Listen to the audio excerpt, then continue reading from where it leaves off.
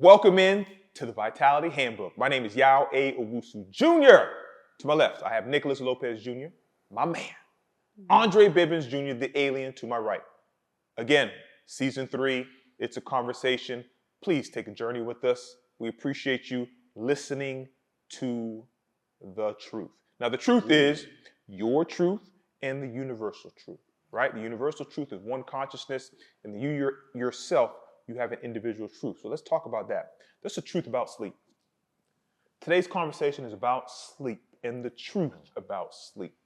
What is your truth about sleep, and what do the experts say about sleep, right? So my truth about sleep is if I don't have no sleep, it's over for me. It's over and done for me. I've run the experiment. I've done naps. I've done no sleep. I've done all that stuff. If I don't have sleep, it's over for me. Have you run the experiment to see what your sleep hygiene is about? Nicholas, when we talk about sleep, the truth about sleep, people have this misconception about sleep. A couple episodes, I think season 1 or 2, check it out. We talked about, can you catch up on sleep? There is no catching up on sleep. You miss that sleep, you miss that sleep. Now you have to, days after days after days, to make sure you get sleep to get back into recovery. But if you go a whole 24 hours without sleep, and what are the effects? You know, it could be detrimental. So what are we talking about? Sleep hygiene. Circadian rhythm. Now you got to break that down, at least on a very general level for them to understand. When we're talking about circadian rhythm, what does that mean?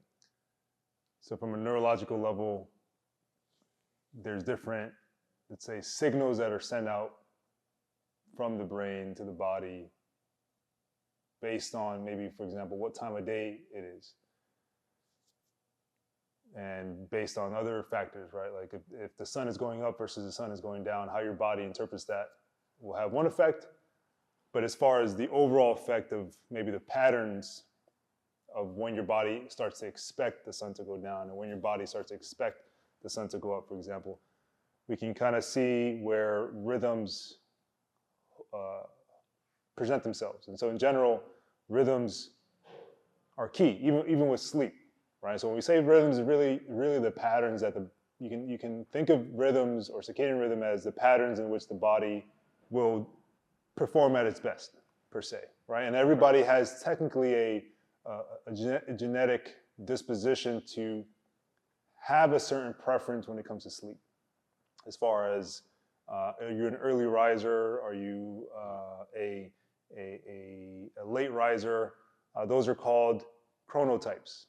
Right, everybody has a chronotype, and so to circle back around, what does chronotype have to do with circadian rhythms? That's a whole different segment. I can definitely ask the panel here what their thoughts are on chronotypes and whether you're stuck to what your genetics say about that and whatnot. Right, for people who struggle to wake up early or people who struggle to go to sleep early, maybe there's a deeper reason behind that. Right, and that's something you could explore, being your chronotype. But I want to get back to rhythms.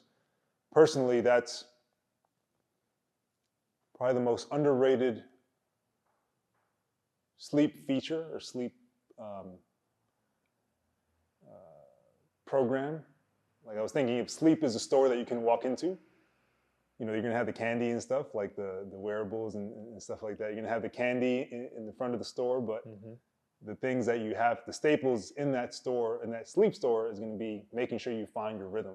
I feel like, and recently I gave a client an example where, recently I gave a client a habit based on everything they were telling me about wanting to lose weight and you know, they're falling behind on work and they want to start getting ready to have a baby and all these things. And they said that in the morning they need to be more productive and they're waking up tired. And, you know, as a coach, you have to kind of identify the most important thing to focus on. And yes, you can do multiple things at once if they're someone who's very organized and highly motivated. But my assignment and what I challenge this client with is finding a consistent rhythm. So he was waking up at 6 a.m. and so you're giving yourself only an hour. This person's a surgeon. You're giving yourself only an hour to get to get ready and leave the house. There's no room to do anything. There's no room to think. and create, and that's why. And then you kind of as people speak to you, they kind of answering their own problems. You know what I'm saying? So I shared with him the importance of having a rhythm. If your body never finds a rhythm, if one day you're waking up at 7 a.m. and then another day you're waking up at 5 a.m. and another day you're waking up at 10 a.m. and another day you're waking up at 8 a.m. all within a week, there's no space. It's like your body's here, but your rhythm's always trying to catch up. And so to find a rhythm is Dre, you can chop that up, but to find a rhythm is going to be the most important thing for me personally, because I know the difference between, regardless of what the science says, and the science actually promotes finding a rhythm and not breaking that rhythm from a neurological perspective. But personally, I've experienced what happens when I wake up consistently at, let's say, 4:30 a.m. or 5 a.m. versus what happens when I wake up in intermittent fluctuation. Yeah, I mean, I think that's great. I mean, breaking down the 2 points that you were elaborating on, when people have different affinities or proclivities, if you would say, genetic proclivities to be an early riser. So I know I'm an early riser. I've always been an early riser. If someone says, I know I'm a late riser, I've always been a late riser. Okay. When I was a kid, I was only drinking formula, right? Am I going to still drink formula as an adult? You need to adapt and progress. So if you've never been an early riser, do you have a genetic disposition to that? Or is that your rhythm that you had from a young age? You had a rhythm of never waking up early and doing things productive, so you always did it at night. Well, then your body's going to adapt to whatever rhythm you're giving it. So to answer that question, yeah, I think everyone has a genetic disposition for everything. But we believe in epigenetics. So we believe in that you can create a different rhythm. Just like you can have a heart arrhythmia issue. I had a heart murmur growing up where it skips a beat. I don't have it anymore. They see no aspect of that when I go for my checkups. How did that happen? Well, I started eating better. I started sleeping better. I started training better. I started doing all these things better. So of course your body's going to adapt to a more appropriate rhythm to whatever you're trying to tackle. So that's what I say to, because my wife, I love my wife. She's not an early riser, right? But she's done it before. So you train yourself into it. I would wake up at 4:30. We would go hop on the bike at 5 o'clock. We'd be at the gym at 5:30. I'll have my first client at 6:30. We did that for 2 weeks. Now all of a sudden she can do it. She's an early riser. So yes, that's not her natural proclivity, but you can adapt as human beings. And that's what we always preach, to be adaptable, be adaptable. So it's all on you and what you want to achieve. Yes. And I like what you said with waking up at 6 and you have to be somewhere at 7. You're not giving yourself enough time. So you're not ever going to get in a rhythm. It's just like if you eat a salad every afternoon for a year, you have a rhythm now. You're an afternoon salad eater. Program yourself. That's all it is. So rhythms all can be programmed, and we can have another conversation about that. But I want to hear what Dre has to say about sleep. Just listening to y'all too. What excuses are we giving ourselves for why we can't go to sleep? Why we're not getting enough sleep? Why we're not waking up? What are the excuses? So I think we have to look at the excuses that we're actually giving ourselves for that. I'm a late riser, and it's funny because I actually, from a young age up to like, I would say mid-20s, early 20s, late teen, mid-20s, all my jobs was overnight. I didn't want no morning jobs at all. And then, once you progress and I would say that money will make you wake up. Let's be real. Well, you're waking up in the morning because you got to go and get the bread, or the bird gets the worm. You have exactly. You have goals that you want to accomplish. For sure. So that would get your ass up early, right? If we're being realistic and honest about that. I think 19 messed up a lot of people's sleep patterns. You know what I'm talking about, 19? Gotcha. You get it, 19? I know what you're talking about. I'm just saying. So 19 messed up a lot of people's rhythm patterns. It definitely messed up mind for sure. But it was kind of like a blessing because I was able to actually start like getting sleep. But you know, during that time, I did program myself, or I was already programmed, and I did make it my issue to wake up early. Like I was like, nah, I gotta keep myself programmed. I don't want to fall into the late sleeping, right? Because you can easily fall in that. 100%. So I would say that. So the programming, right? Finding the rhythm, right? So it was like, all right, I'm not gonna wake up past 9:30. Right. I'm gonna force myself to wake up, right? I would say that, and to kind of, and then y'all can take it from there, is programming wise, like let's look at the excuse we're making. So if someone is saying, I can't fall asleep at night, why? Be honest with yourself, be truthful with yourself, why you can't fall asleep at night, right? They'll find every little, oh, this and it's that, I was stressed out, blah, blah, blah. But if you actually go into the home, let's just say you have a bird's eye view, right? Let's just say you have a bird's eye view, right? You have the lights on. You have lights everywhere. The best program I'm going to say is turn the lights out, put the phone down, lay in the bed.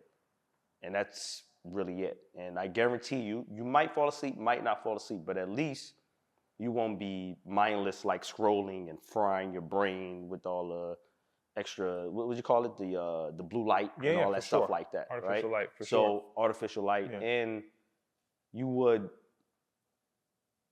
be able to actually fall asleep a lot better because you'll be getting away from what's going on, all the bad news that's going on in the world today. You're going to see some good stuff in there, but remember, bad news is pushed to the forefront, 100%. Right?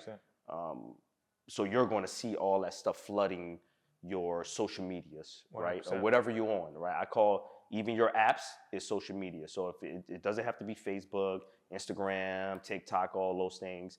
Anything that's popping up on everything, a website is an app now. They created an app, Email's right? An app. So everything is an app now. Right? So try to stay away from those things, and I would say, I'll leave it from there. Y'all could take it. I like that. So we're going into knowing your rhythm, programming for another rhythm as you mature, or however you want to put it. So how can someone get out of a bad rhythm, right? So we call that sleep hygiene. So if someone has bad sleep hygiene or poor sleep hygiene, they're not going to have a good rhythm or any clue of how to get to program themselves into rhythm. So if someone has bad, we'll attack bad, and then if someone has good sleep, how can you maintain that when you're in a stressful situation? So if someone has bad sleep, right, they interrupted, you wake up 3 or 4 times, I don't care if it's go to pee or go to poop or whatever it is, that's interrupted sleep, that's not good, all right? I wake up, I gotta drink some water, I'm thirsty. You feeling that you're thirsty when you're sleeping and having to wake up, that's not good, all right? So you need uninterrupted sleep. We would love that your subconscious is working to where you can remember dreams. That would be a good denotion of at least good sleep. So someone is in bad sleep and they meet some of those qualifications, waking up, going to feed, all that type of stuff. How can you get them to program themselves, or what would be the first thing? Don't worry about that. Don't worry about that. You need to do this to get in a better rhythm. What would you say? I would agree with what Dre said earlier about the light. Right? That's why I got the red glasses. I like those glasses. Yeah, fine. And I tried them because honestly, I was going to go into like this space where, you know, for some people I can see like I'm analyzing my own behavior. I'm like for some people the phone is their. Tell them what the glasses are now, because we say glasses, but I'm gonna circle back to it. Okay. But the glasses are blue light blocking glasses. Okay. And I'll circle back to that, but yeah, blue light blocking. So the artificial light is blue light. It sends signals to your brain that it is time to wake up when you're trying to sleep. So there's some glasses that try to block those lights out. Okay, so those signals aren't sent to your brain that it's time to wake up when you want to go to sleep. But I was thinking about it, what Dre said, you know, the phones are intimacy for a lot of people. What I mean by that is the phones are personal space for a lot of people. Even if they surrounded with others, or whether they're not surrounded with others. Like the phone is just, we were talking about in yesterday's episode on how you can, because of virtual reality, you can have a home but have different rooms inside. And most of the time the phone is kind of that personal space. 100%. Right, so that's why your question is it's multi-layered as always. So if someone needs that personal space and they've conditioned themselves as the technology is designed to do, to use, to go get some personal space on the phone. And it's nighttime. Yes, the recommendation is don't look at light, but really it's, you value getting some personal space before bed, or getting some intimate or personal space on your own before bed, right? So I want to kind of summarize that again, right? So yeah, you're asking me, what can someone do if they're in bad sleep? They want to get into a better rhythm. Yeah. So there's the outcome, which is avoid blue light, and then there's a behavior that's like multifaceted when it comes to, we could say that, but then it's like we have to override that need for personal space, because most likely they're on the phone at night for that personal space. Yeah, I mean, I think it goes to what Dre is saying, man. These are all excuses. So if someone is saying, yeah, I want my personal space, my phone, head down, these are excuses. You just don't value sleep. No. That's what I'm saying. Yeah, let's just be honest. That's what I wanted to challenge you. It's like how, like, in the first 40 seconds, in the first minute, if we had an opportunity to tell, like, are we talking to people that value sleep? No, I'm talking about if anybody has bad sleep and they want to get in a better rhythm. Okay. You see what I'm saying? So the first part is, if I'm talking to someone, they say, I have bad sleep and I want to get into a better rhythm. What I'm going to do is I'm going to say, okay, one, do you have a sleep protocol? Do you have a plan to go to sleep? Most likely, they're going to say no. It's very hard to have completely terrible sleep if you didn't plan for it. Make sure you don't have so much water before you go to bed so you don't have to wake up and pee. Make sure you do have blue light blockers or close the curtains or turn off your stuff before you go to sleep. People don't have a plan. So if I'm talking to someone that has bad sleep and they're aware that they have bad sleep and they want to get better, the first thing I'm going to tell them is like, do you have a plan? If you don't have a plan, let's put in a simple plan that you can do consistently that will tell your body, this is my rhythm. At 8 o'clock, I do this. At 8:30, I do this. At 9 o'clock, it's time to go to bed. Kids go to bed. That's my rhythm. So my rhythm is I'm getting my body for bed at 8 o'clock, right? If you do that first, your sleep will inevitably increase in optimization. Then when you wake up, you can get more out the door when you wake up. It's because your sleep was so bad and you get up, and let me go back to sleep. Wake up, do I have to? Because if you had great sleep, I'm out, let's go. You see what I'm saying? So your rhythm when you wake up will inevitably be better if your rhythm, or your program when you go to sleep. So that's the first thing I would say. So for Dre, when you're talking to people and you want to help them, as you do because you're a coach, about sleep, what would be the first thing you tell them? Or the most important, however you want to frame it. First thing I would ask someone, what are you eating before bed? That's the first thing I'm going to ask somebody. What are you eating before bed, and what are you drinking before bed? I like that. Right? And the second thing I would tell them is be honest with me on it. Right? You have to be honest. Right? And that's where I said about the excuses coming at. Right? So when I'm asking you this question, just be honest about it. Right? Don't feel no type of way. It's not, me judging you or us judging you. We're trying to get to the root of the problem so that way we can help you and help program and fix the sleep. Because as coaches, we go insane and crazy that we're putting all this attention, this effort, this research, and you steady coming in with the same questions. What you heard, what you read, what you seen, what someone told you, but what you're not doing is telling your coach or whoever, an individual that's trying to help you with the sleep, the actual truth so we can get to the bottom of it to help your sleep. Right? I think that's number one. That's the mic drop right there. That's the end of the show for every conversation we have. You got to be honest with yourself. We're talking about nutrition pill. You got to be honest. What are you eating? Right? How's your sleep? Oh, no, my sleep is usually good. No, it's not. It's usually No, good. it's not. I can see the bags under your eyes. I can see you're tired. I can see how you're walking in slouching. Cognitive. Right? That's because you haven't slept. Oh, I had a long day yesterday. No, you haven't slept. I have long days every day. Yep. I wake up at 4:30. I start with my assistant at 5:30. Then this guy's bugging me, and this guy's bugging me. And I don't go to bed until about 10:30. That's late for me. That's all day. But I still wake up and I'm ready to go because my sleep hygiene is superb.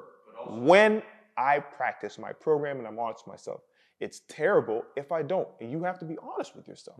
And what we said was, I think Nick said it or one of us or whatever, but what he said is that like with his sleep, he's programmed this and that. But once again, he's motivated and inspired by the goal he's trying to accomplish. Thanks. Right? So that's getting him up out the bed. So try and find a hobby, something that inspires you or whatever, and maybe that can help you with getting up. And that helps me frame what's been on my mind is, I mean, that was a great way to frame it as far as, we could put this in the beginning as far as, if you're not honest with yourself, then no type of professional or technology or scientific whatever type of admiration or idol you have comes to you and gives you the answers you've been searching for your whole life. If you're not honest with yourself, it doesn't mean anything. That's definitely what I wanted to anchor onto. And then to reframe that with another question I was going to ask you, Dre, your answer helped me think about that. The perspective we're coming from is all of us are highly driven to improve our circumstances. We all come from unique circumstances, and we are highly driven to change what the statistics say about people in our circumstances. Okay, so if you are wondering, I want to definitely just say this for the audience or for the people who, for the impressions that we have. You know, we have thousands of impressions. If you're wondering where our perspectives are coming from, it's we have, you know about social demographics, or there are certain circumstances that we've come from where the textbooks, the data says we're not supposed to be in the certain positions that we are in. Okay, you can ask, but you can also see just the fact that we're all healthy, just the fact that we are able to move pain-free, just the fact that we are educated and business owners. There's many more things to go down that, right? So we all came from circumstances where the statistics said, you're not supposed to be here. You're not supposed to, you're a black man in America, you're not supposed to have a functional family. The statistics say something about African American fathers. But you could search it up. Yeah. So we've come from circumstances that there was odds against us, and not us, like the statistics are saying there's odds against us. People like us. And because we're highly driven, we have at the minimum figured out the formula to change our circumstances, even when the odds were against us. That's the perspective, that's the qualifier. Because if you are in a circumstance where you feel like things are working against you or not in your favor, then how are you going to listen to someone who has no perspective or no consideration of the circumstance that you're in? How is that going to work? So that's the qualifier, right? We have at the least beat the odds. There's more odds to beat. That's why we still highly driven. That's why, the schedule we just gave you, there's a drive behind that, right? There's a drive, there's a spirit behind that. You don't see Yao dead and dull. There's a spirit behind it because we still have odds to beat. So the perspective we're coming from is okay, what the fuck? Like, Speak your Go shit. ahead. man. No, Speak remember, your, speak I Speak it. Go ahead. Just talk. why are there 3 people? I don't see no rollies. I don't see no this and that. I don't see, why should I listen to these people about sleep? And I thought about that. Okay, why would people listen? Does a Rolex help you fall asleep? last time I checked. Hold on, we could go deeper on that because for some people, they need a sense of security. So guess what? What does that mean? Sorry. What does that mean? Like, we've come from environments where there was not a sense of security. So when we're talking about things of like, oh, it's important to build a sense of security around things that are real, like your health, that's a real thing. Don't build a sense of security around these things like a rollie. A rollie's not gonna help you sleep. It might give you a sense of security, but that's a different. It doesn't even tell you what the overring does. Listen, you know how the overring tells you Exactly. your stats? It doesn't even tell you that. Come on I just now. want to say that as a qualifier before I hand it back over. Is like, we are continuously figuring out how to beat the odds. And because of everything that's going on in the environment, I was about to say diabetes doesn't discriminate, but so far, the stats says it does. Diabetes don't discriminate. Hold on. Okay, we can go into that. Hold on. This is sleep. So we can even look at, I'm gonna flip it. So they say diabetes, I'm trying to say that public health outcomes don't discriminate, but actually, thinking about it, that's actually wrong because, that's different. because diabetes actually does, based on what is, but that's a whole different episode. So on that whole the perspective is, okay, we have to beat the odds for what's going on in the world with health. Right now, the odds are getting more and more less favorable for people as a whole. So we have to create a platform where we bring those to light, we talk about it, we give perspectives of people who beat the odds in certain situations. Okay, so do you want someone who's beat the odds on your team or you want someone who hasn't beat the odds on your team? That's straightforward. So when we talk about sleep,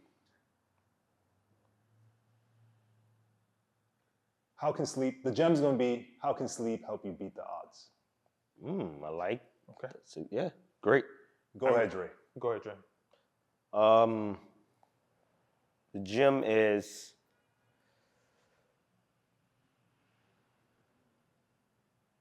you're not depressed.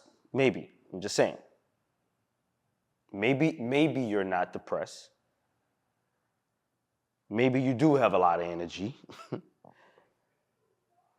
Maybe your attention span is better.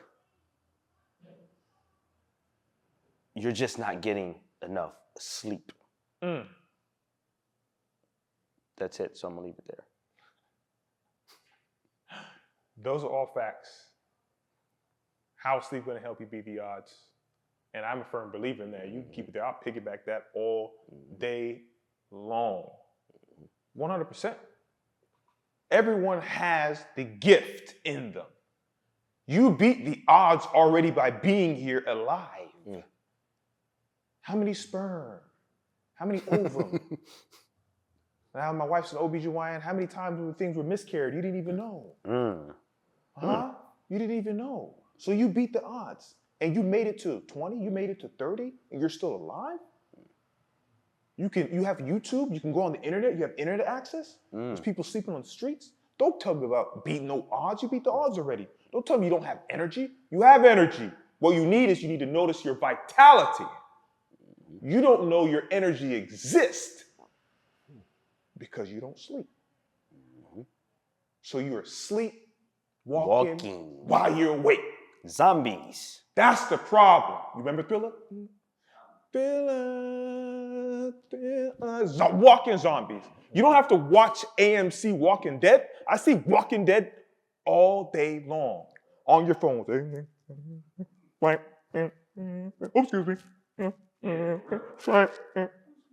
What are you doing? Be awake when it's the sun out. Go to sleep when it's the sun down. That's it. Human nature has told us this from the beginning of man. Just go to sleep. When it's time to go to sleep, sun goes down, everybody knows it's time to go to sleep. Sun comes up, you need to be awake. If the sun has been up for 2, 3, 4 hours and you're not awake, you're moving away from being a human being. And if we want to be the best human being we can be, your well-being, your wellness, we call that vitality. So fellas, I love this conversation. You can listen to this conversation, rewind the tape, but if you don't actually get off your butt, take the information you got and do something about it, get your own rhythm, get your own program, then you're out the game. You can listen to this and say nothing and you will diminish. But you're given the choice every single day, responsibility to heal your body. And one of the best ways we know is through what comes natural to human beings, and that's sleep. Oh shit, I just thought about something. Sorry. I'm gonna close off with this. Holy shit. Number one, you could cue in the Childish Gambino. There's a reason why he's saying stay woke. Okay. And Yao just said you sleep, you just said they sleepwalking. There's a real reason behind why they're saying stay woke on the society side, but also on the health side. You really got to be able to stay awake. Now, what I thought about was there's a lot of complaints out there.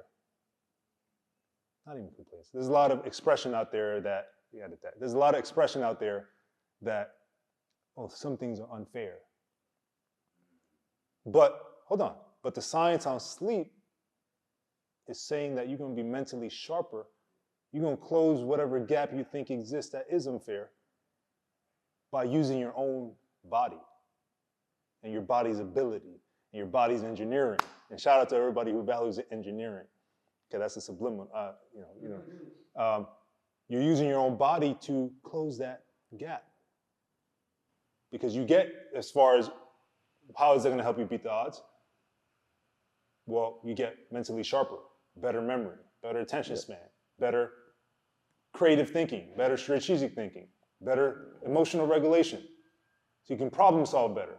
And if you're in a problem, and we're saying that sleep is helping you problem solve, you can use your brain thinking.